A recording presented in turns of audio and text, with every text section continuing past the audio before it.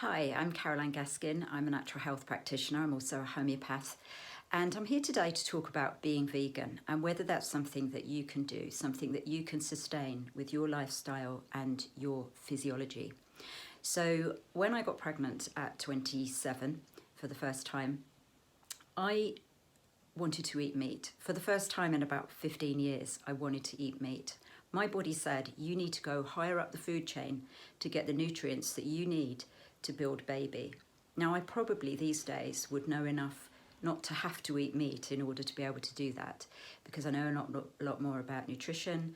I know a lot more about food combining to create the nutrients that we need. But back then I didn't. So I started to eat meat for the first time in around 12 or 15 years.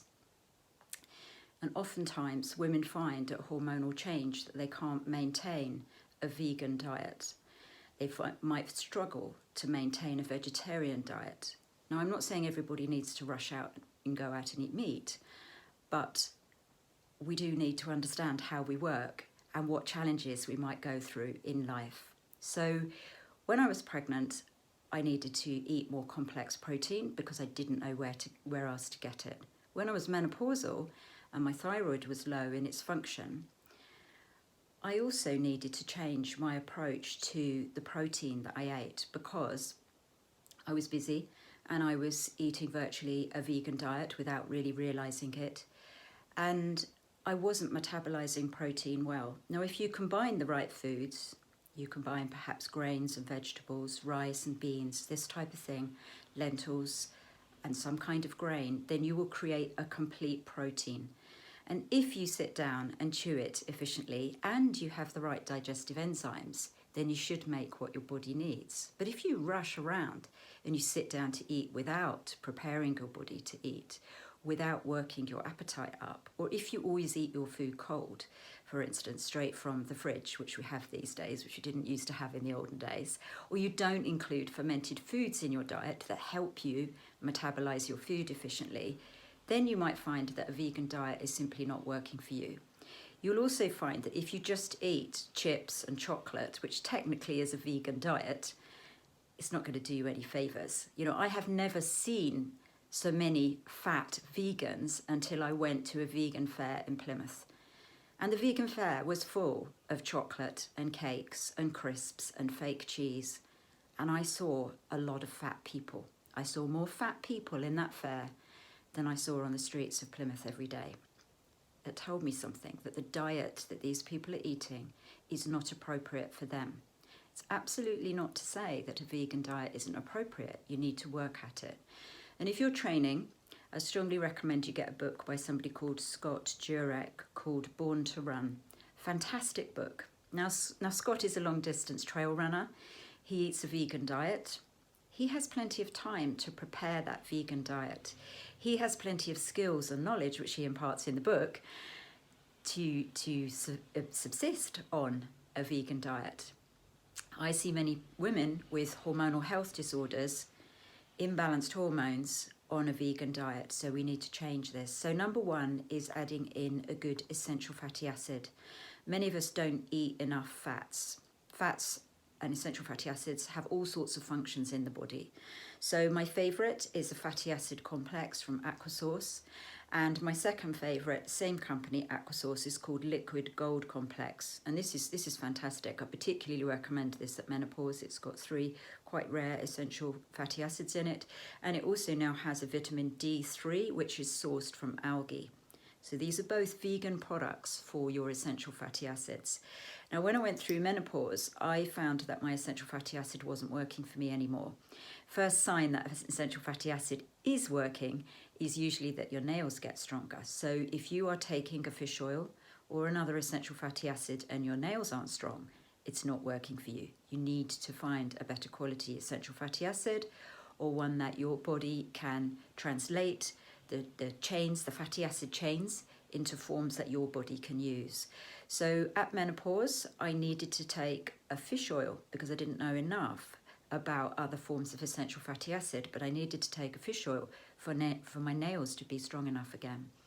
And what you usually find is your nails are getting strong on that essential fatty acid, and then your hair and your skin follows.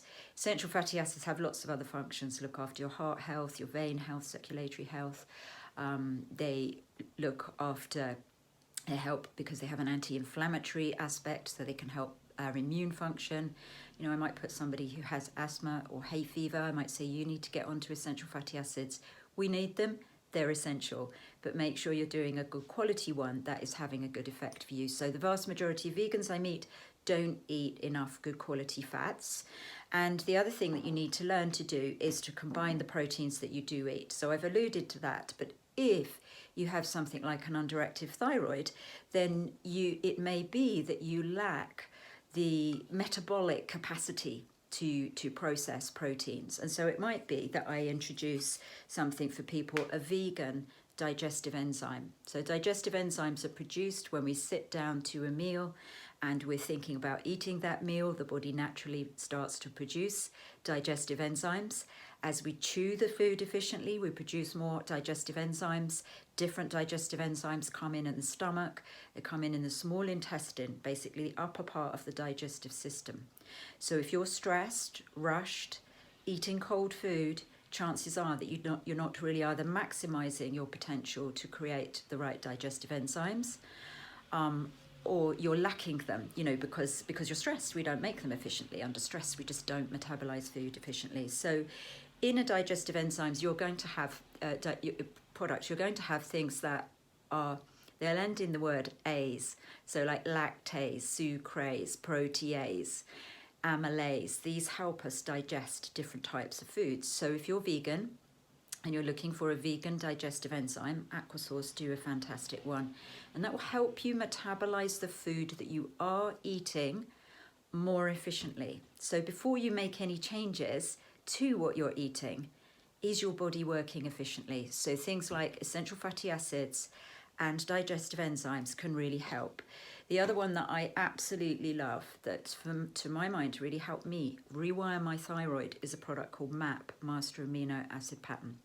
Now this is a pre-digested vegan protein. So if you're training, you're a sports person, you're an athlete, this is like a #1 product for you, particularly if you're somebody that doesn't really want to go to the animal kingdom that much for your food sources. So by animal kingdom, I mean dairy, I mean meat, I mean fish, all the things that are non-vegetable. If you don't want to go to that kingdom, you need something like this to build your strength. So if your muscles aren't strong enough or you're tired after a workout, need to get onto something like this.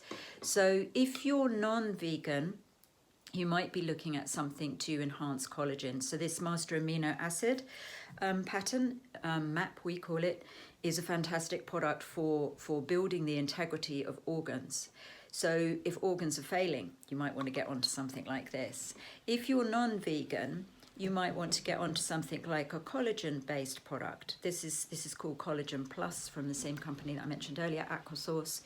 And this might be something that you use to help maintain the tone of your skin, the tone of your organs, etc.